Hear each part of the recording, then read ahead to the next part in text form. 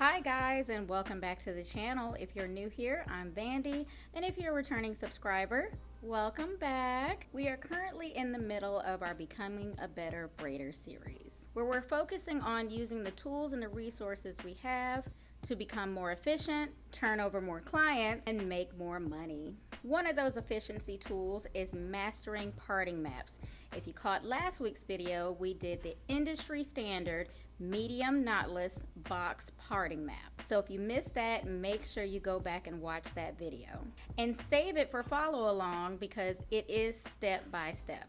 This week I'm going to show you my process on how to do C parts, scallop parts, mermaid parts, circle parts, free parts. Everyone calls them different things, but they have similar feels. C parts are typically the go-to when your client doesn't know what they want to do, or if your client has an area that they're trying to conceal. C parts are typically the go-to because a lot of times if you go with triangles or boxes and those straight lines, the straight lines can make spaces that you're trying to conceal a little bit more prominent.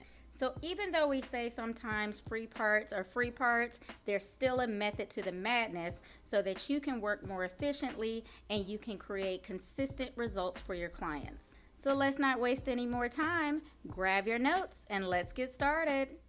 So whenever I do C parts, I always start by parting the head into 4 quadrants. You always want to start with your middle part, connect that middle part to the very back. It's not going to be perfect. It doesn't have to be perfect. We're just setting ourselves up for each section. Similar to our last box parting tutorial, the part from ear to ear, I'm making sure that I'm leaving space right behind the ear because I want to make sure I put 2 braids in front of the ear. These points are going to be important because they're going to act as a guide for me as I move along. It really doesn't matter what quadrant you start with. I just always prefer to work with the back right first. Also, C parts are a great way to time yourself for each quadrant. I used to time myself at an hour for each one, and that helped me with speeding up my process. Now, carving out my first part, I'm starting with the very corner back of the nape. This part is the most important because the size you make it is going to set the tone for the rest of the head. So I usually do around the size of a quarter or the size of a bottle cap to kind of help with the guide. Now, using my first section, I'm going to carve out my next section diagonally, going up towards the top of the ear.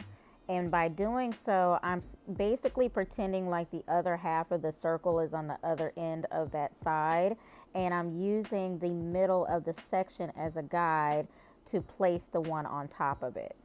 And this is what I mean by using the bottom braid as a guide. I'm using the center point of that braid to line up with the end of the circle on top of it.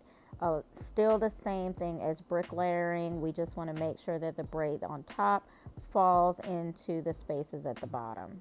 Now that I've reached the top of the ear, I'm going to go back to the bottom and start working my way back up diagonally.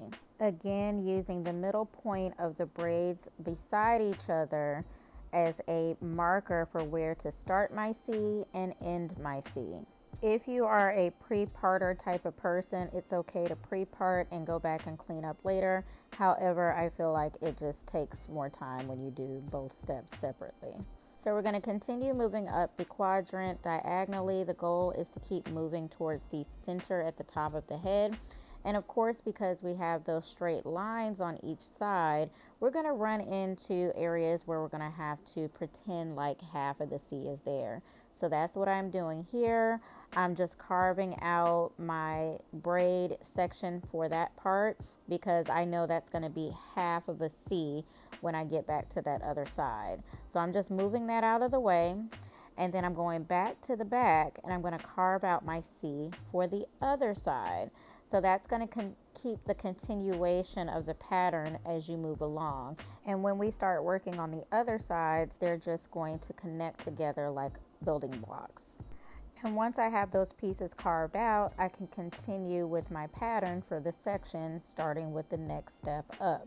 So from here on out, this video is essentially going to be a follow along because it is step and repeat as long as you are following the key points we talked about earlier, making sure to carve out your half C's at points where you can put an entire braid. And similar to the box parting tutorial we did last time, keep in mind that your eye line sight will change as you move up the head. So it is in your best interest to carve a little bit smaller as you reach the top and the front perimeter of the head, because your eyes are going to make you think that it is smaller than it really is, and it's actually the same size. Free parts or C parts will look different on different head shapes, so keep that in mind as well. I have run into issues in the past where the back of the head had a lot of areas of concern that we needed to camouflage or change things around with, so it can throw you off a little bit. But if you stick to the 4 quadrants, you'll find that it's easier to navigate bumps in the road when you already have a plan in place. Another tactic that I used to use to trick myself out of overthinking the process was instead of using my comb, I would use my duckbill clip, because the clip already has a curve to it. It was so easy just to carve out my C's with it. Now, when I got to the top of this quadrant, I did not finish it off. I left it as is, and that's because we're doing a middle part today, and I'll show you why in just a minute. Now that we've finished our first quadrant, we're going to move to the back left side, and you should have something that looks like this. We're just going to repeat the exact same steps on the other side, making sure that we fill in our half C's as we move along. And just for quick reference, I'm using a bottle cap to show you that they are all the same size. This is totally optional. You can use a bottle cap to carve out your first braid so that you can have an even guide for the rest of the pattern. Now, believe it or not, I do get this request quite often. They want C parts, but they want a straight middle part or a side part. And we covered this in a few videos back. Essentially, with C parts, all you do is create your straight part and then you work around it from there, similar to how we worked around the straight parts from the 4 quadrants. And in moving to the front, we're going to do the same thing we did to the back. We're going to work at the bottom corner and work our way up to the top corner. Well, in this case, to the top middle portion of the head. Depending on the size of the client's head, this can be 5 or 6, but I usually try to go for 5. Again, stair stepping from corner to corner. And if you really want to get fancy and do diamond parting is essentially the same pattern. I part from ear to ear, back to front, 4 quadrants, and then I work my way outward diagonally to get diamonds. Here is another example of a half C that I already carved out. You see how it fits just perfectly. Now, if you're still worried about how to close off this part at the top, I'm here to tell you, just don't overthink it. All I'm going to do is just split this down into 2 sections, and I'm going to do 3 on that bottom section and 4 at the very top.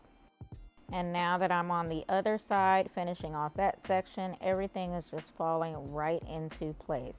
I'm still going to have 4 that match up perfectly at the top on the right hand side. And just like that, we are all done. Our C parts are looking crispy and clean. And this is actually the precursor to another video that will be dropping soon. These are layered mermaid braids. So if you want to see that go down, how I achieved this look, make sure you hit that subscribe button on your way out. Next up, we are going to be doing triangle parts step by step. Thanks so much for stopping by. I'll catch you in the next one. Bye.